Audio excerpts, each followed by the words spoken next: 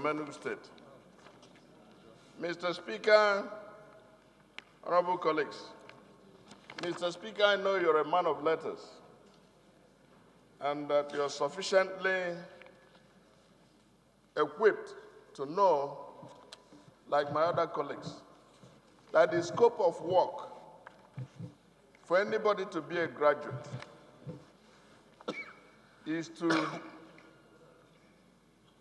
be qualified in character and learning.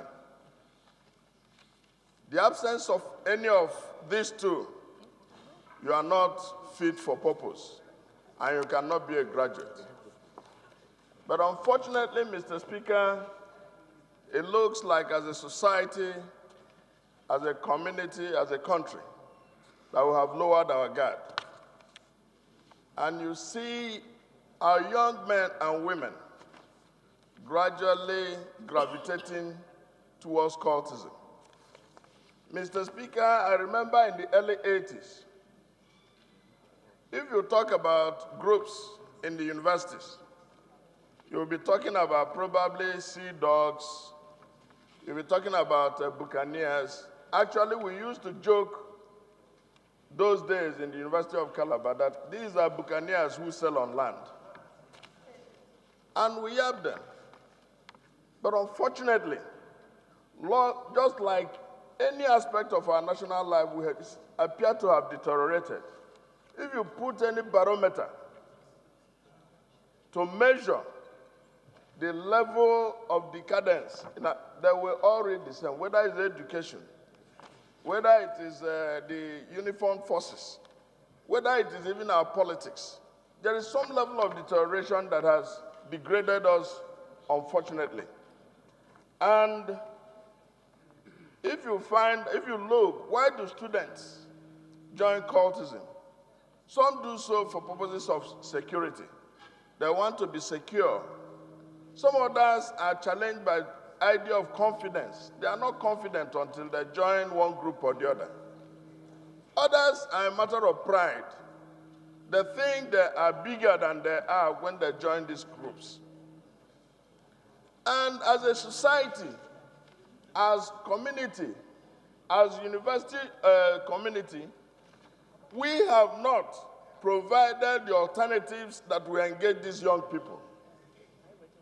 I remember that when we were growing up, once you finish your university and you're on vacation, you will be engaged one way or the other, either by way of youth programs. There were also vacation jobs. You could also be engaged teaching younger people who are in secondary schools. But these things are no more. And you know that the idle mind is also the devil's workshop. And you imagine what will happen to our society when these young men, who ordinarily would have been equipped with other prospects in life, begin to have this mentality and they get into government, they get into politics, and they think they can build their dreams on this kind of attitude.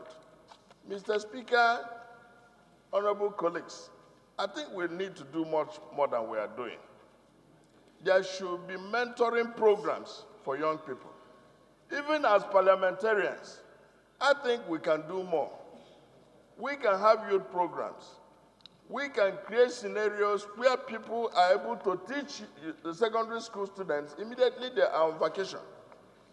We can have youth programs that can create some kind of engagement for our young people. First and foremost, there are no jobs.